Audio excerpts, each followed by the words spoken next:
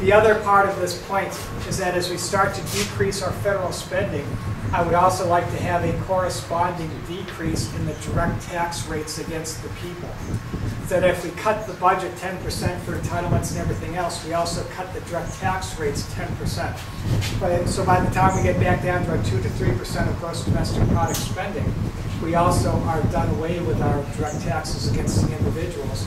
We can once again collect money as our founders proposed through duties, imposts, and excesses. A lot of people complain and say China is competing unfairly against the United States. The government subsidizes their manufacturing and so forth and so on.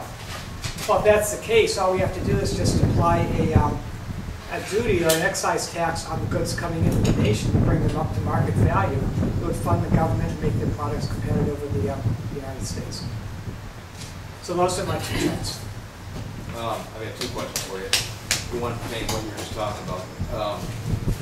As you know, most government entities assume a certain amount of increase in their budget every year. Are you talking about a 10% increase off or a decrease off of that, or a true 10% cut? A true 10% cut. So if we have a balanced budget today, as an example, and say it's $3 trillion for lack of any other word, and assuming 80% of that is on non-constitutional spending, okay? Say 20% or 15, whatever is on constitutionally mandated programs. The 80% of that budget would be decreased to true 10%. So next year the spending would be, instead of $3 trillion, it would be like 2.82 trillion or something like that. And it would just decrease and decrease. At the same time, in your plan, are you eliminating the assumed increase that they all have? You know. Oh, they wouldn't know. I don't support the baseline approach at all that you're talking about. Okay. That would be eliminated, so it would be a flat budget. And every program that's not enumerated in the Constitution would be cut by a certain amount. The overall budget has to be cut. If the Congress had the confidence to cut certain programs, like say they wanted to get rid of Harry Reid's Cowboy Festival, they could cut that out 100%, okay? And then maybe they'd have some other program like the Department of Education may only be cut 8% or something. You know, they can juggle it around. But as long as the overall cut is down, you know, whatever it's supposed to be in gross numbers, that's what I want to do. Because I want to have a finite period, a very short finite period where we can eliminate non-constitutional spending. Because it's a disgrace. And you can see how terrible it is. I mean, in this graph right here, because in a very short period of time, it went from 2 to 3% of gross domestic product to 25%. I want to get it back down here quickly. And we can't do it in 40 years, because in 40 years we won't have the wherewithal to implement the program. But we could do it in a period of 8 years or 12 years. And that's what I would like to do in one quick generation. Second question is, would you support repealing the 17th Amendment? Definitely. I think the 17th Amendment is one of the worst amendments that ever got posted to the Constitution. Agreed. 17th Amendment is a popular election of senators. And when the Constitution was written, we had a lot of checks. And the House of Representatives was supposed to represent the people, and that works good. It's a relatively small district. And we know that the House of Representatives listens to the people by the historic landslide we had in 2010, where we gained a huge number of House seats, we being the Republicans. The senators were supposed to represent the interests of the states, and they were supposed to be appointed by the state legislatures. So that if we were the state of Michigan, our legislature would look at the citizens of Michigan and they would appoint someone. Assume it was me, they would appoint me. I'd go to Washington. My job in Washington would be to make sure that the federal government did not infringe upon the rights of the state. If I didn't fulfill my job, the legislature would appoint someone else, so it would be in my best interest to make sure I represented the interests of the states. We've lost that with popular vote of senators. The Senate race is so expensive that you cannot really get enough money to run the race from the people in the state of Michigan. So what Debbie Stabenow does, and what I'll probably do, is you have to go outside the state. She goes to unions, and she goes to special interest groups, the homosexual lobby, the environmental groups, things like that, and she gets money. When she's in Washington governing, she's catering to the interests that support her campaign rather than to the interests of the states.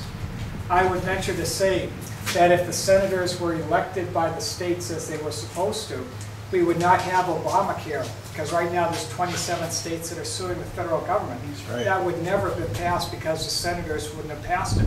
Same thing with immigration. We wouldn't have an immigration problem because the senators would say it's in the interest of the states to secure our borders. Right now it's not. It's in the interest of the ruling class in Washington to allow as many dependents in the country as possible. So, I definitely think 17th Amendment is worse, one of the worst amendments possible. Glad to hear you say you support the legitimate use of our military and the constitutional use of our military, but do you believe today, in this day and age, that our military is used to do in an unconstitutional way? We're fighting in wars that, according to the Constitution, is supposed to be declared by Congress. What would you do to remedy that? Well, first, the whole purpose of the military is to defend the nation against enemies abroad, for the most part. That's all we do. And if we're threatened from abroad, we should use our military and we should destroy whatever threat there is. I do not support the military for nation building. I do not support the military for humanitarian aid, overseas. As far as declaring war, for example, Libya, I would never put the military in Libya because Libya was not a threat. We know that Gaddafi is a despicable gentleman, but he was not a threat against the United States. My understanding was that he was even helping us in the war on terror, as far as giving us information.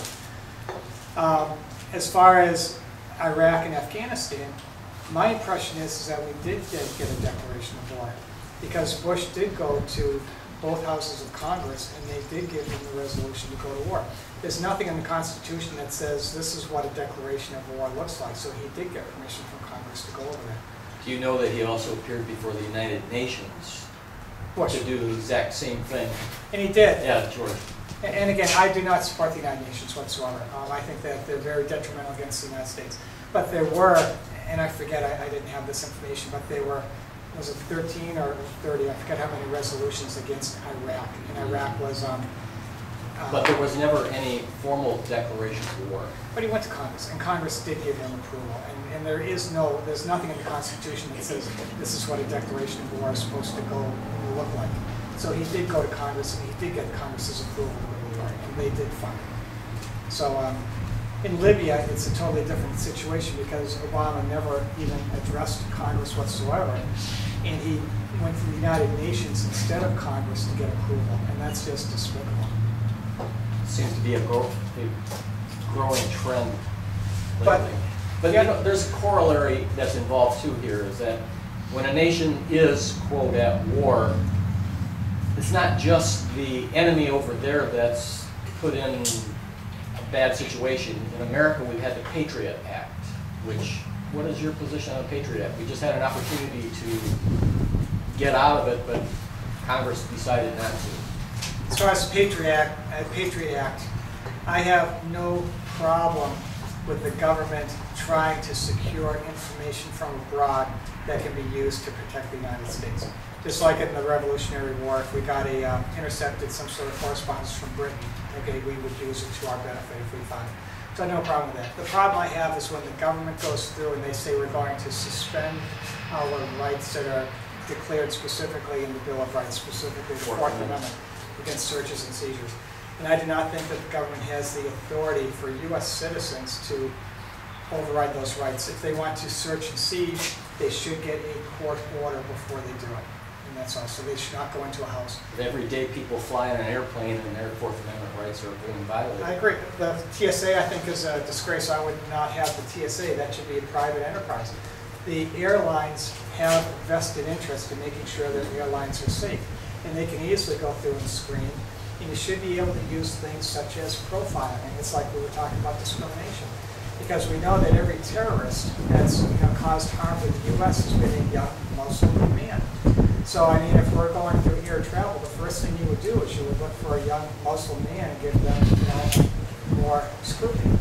If someone's going through TSA or whatever, and they have shifty eyes or they're nervous or whatever, then obviously give them extra scrutiny. But if there's a grandmother in a walker and a cane, you know, she's probably not a threat. You can still put her through a scanner if you want for, you know, bombs or plastic explosives, but you don't have to strip search her.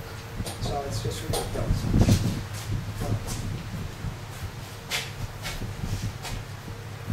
What is your position on a balanced budget amendment? I'm very, very supportive of a balanced budget, but I am against the balanced budget amendment. And I'll tell you why I'm against it. First of all, this is our historical spending, 2 to 3% of gross domestic product. When the government adheres to its constitutional limitations, it's at 2 to 3% of gross domestic product. The balanced budget amendment is going to legitimize spending at 18 to 20%. That means that it's going to legitimize within the Constitution that the government has the authority to spend 18 to 20% of gross domestic product, and that's wrong. It shouldn't do it. But then this, Why the big spike there? Was that Those are because of wars. war? this is a Civil War, and that's World War I, World War II. Okay, what about Vietnam? Well, that's something. Already in war. World War II. This is World War I, World War II. Okay, the other thing is you cannot legislate responsibility. And the whole concept of the balanced budget amendment is saying that our legislatures are incompetent to make the right decisions. And to force them to make the right decision, we're going to put this law in.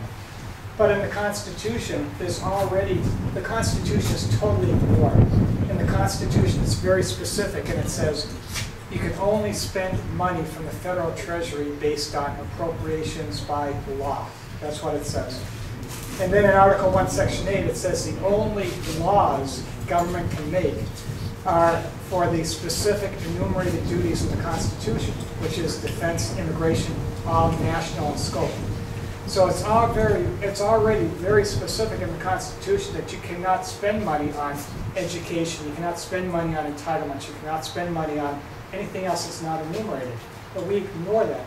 So I say, why are we going to have a new amendment that legitimizes spending at 20% of gross domestic product when we're ignoring the Constitution already? It makes no sense to me. And my solution is that we have to have an educated electorate. And over the last 30 years, our kids, no offense, Casey, because I know you're not dumbed down, but our kids are dumbed down dramatically. Most of them don't even know how many branches of government we have. We don't teach history, we teach diversity. So we teach that the United States is just one nation amongst many, and we're all equal, and we all sing Kumbaya or whatever. And it's ridiculous. We have to teach our kids the greatness of the United States. And to do that, we have to get the federal government out of education and let the local and the state, if necessary, be in charge of education. That's the solution. The balanced budget amendment legitimizes everything that's bad. And it's like the 17th Amendment. That was a disaster. Balanced budget amendment would be a disaster. And just for the sake of argument, they'll ignore it anyways, because the debt ceiling limitation is the exact same thing as the balanced budget amendment. Because they're saying we ran out of money, where are we going to cut?